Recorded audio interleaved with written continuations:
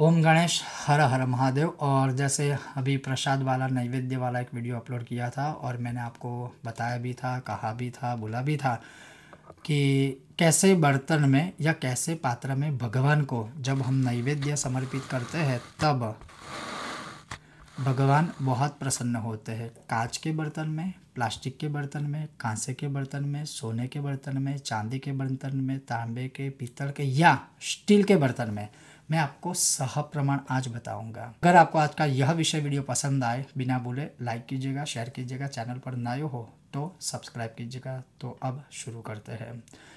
तैजसेषु तैजसेषु च पात्रेषु सौवर्णे राजते यथा ताम्रे वा प्रस्तरे वापि पद्मपत्रे थवा पुनः यज्ञदारुमये वापि नैवेद्यं स्थापयेद् बुधः सर्वभावे च माहेय स्वहस्त घटिते यदि।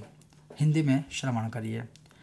अर्थात जो बर्तन, जो पात्र में तेज हो, तेजोमयी पात्र हो, तैजसम, जो ऐसे द्रव्य से बना हुआ हो जो द्रव्य या धातु तेजोमयी हो। तो सबसे बड़ी तेजोमयी धातु कौन सी है? सोना, उसके पश्चात चांदी, उसके पश्चात तांबा, उसके पश्चात अगर ये आप नहीं उपलब्ध कर सकते हो, अगर आपके पास ना हो तो क्या लिखा है? प्रस्तरे वापि पद्मपत्रे अथवा पुनः। अर्थात अगर आपके पास चांदी, सोने या तांबे के बर्तन नहीं है तो आप पत्थर से बने हुए बर्तनों में, पत्थर से बने हुए बर्तनों में अथवा तो कमल के पत्तों से, जो पहले के ज़माने में या खास करके जैसे चातुर्मास शुरू होता है तो पत्थर में हम 1 महीने भोजन का व्रत लेते हैं। आपने सुना होगा चातुर्मास के शुरुआत में। तो उस प्रकार से पत्थर में या कमल के पत्तों से बना हुआ पत्तल है उसमें, या तो अब ये ध्यान से श्रवण करिए, जो यज्ञ कुंड में अर्थात यज्ञ में, माफ कीजिएगा, यज्ञ कुंड में नहीं, यज्ञ करते समय जो पवित्र काष्ठ अर्थात लकड़ियों का हम प्रयोग करते हैं, पवित्र लकड़ियों का, उसके वृक्ष से बने हुए जो पात्र हो पवित्र वृक्ष के, उसमें भगवान को नैवेद्य अर्पण करने चाहिए। अब भगवान खुद देखिए कह रहे हैं, शास्त्र कह रहे हैं, मेरा मतलब है कि इनमें से भी आपके पास कुछ नहीं है, चिंता मत कीजिए, स्वहस्ते घटिते।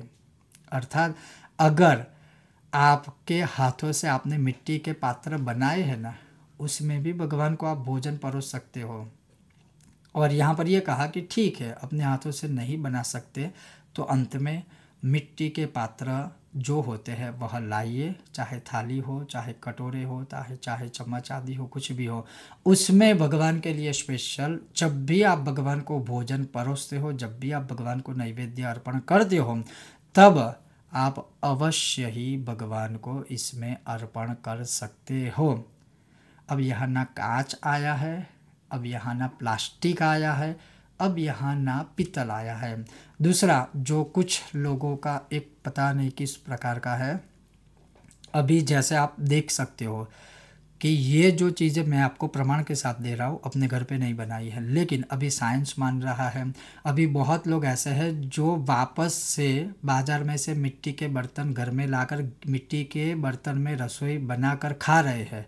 तो इसका मतलब ये तो हो गया, आपको भले ही शास्त्रों के बारे में उस समय पर पता होगा या नहीं होगा, लेकिन जब विज्ञान ने ये संशोधन किया कि प्लास्टिक में खाना नहीं खाना चाहिए, काफ़ी डेंजरस है, मिट्टी के बर्तन अच्छे होते हैं, सोने चांदी के बर्तन में खाना अच्छा होता है, तो हमारे जो ऋषि मुनि थे, साइंटिस्ट, उन्होंने ऑलरेडी आपको पहले ही बताया हुआ था। तो हम वापस उसी कल्चर संस्कृति में धीरे धीरे आ रहे हैं, जो बहुत अच्छी बात है, और वही चीज़ हमें भगवान के लिए भी करना है। लेकिन कई बार ये होता है कि हम खुद कई बार जब पूजा के लिए जाते हैं तो हम कहते भी है कि अगर संभव है तो ये बर्तन लाए, तब कहते हैं पंडित जी हमारे पास नहीं है। नहीं है तो बसाइए। ऐसा तो है नहीं कि आप हर रोज़ नई थाली भगवान के लिए लाने वाले हो, ऐसा तो है नहीं कि भगवान के लिए आप हर रोज़ नई कटोरी लाने वाले हो, ऐसा तो है नहीं कि भगवान के लिए आप हर रोज़ नए चम्मच लाने वाले हो। नहीं है तो बसाइए, क्योंकि आप हर साल आपके वहाँ कोई ना कोई पूजा करवाते हैं, चाहे यज्ञ हो, चाहे कथा हो, चाहे पूजा हो, कुछ भी हो, तो हर साल जब आप करवा रहे हो, और चलो आप किसी ब्राह्मण के द्वारा अपने घर वर्ष में 1 बार करवा रहे होंगे, लेकिन आप खुद भी तो पूजा करते होगे, तो क्या हर रोज़ प्लास्टिक में करने चाहिए? और अगर भगवान की पूजा प्लास्टिक में करते हो तो आपको भी खाना प्लास्टिक में ही खाना चाहिए। क्या जब आप पूजा करते हो भगवान को प्रसाद वगैरह है क्या कांच के बर्तन में अर्पण करते हो? अगर हाँ तो क्या वो ठीक है? बिल्कुल नहीं है। तो कहने का तात्पर्य ये है कि जो शास्त्र कहते हैं उसका आचरण भगवान के लिए भी है, यथा देह तथा देवे।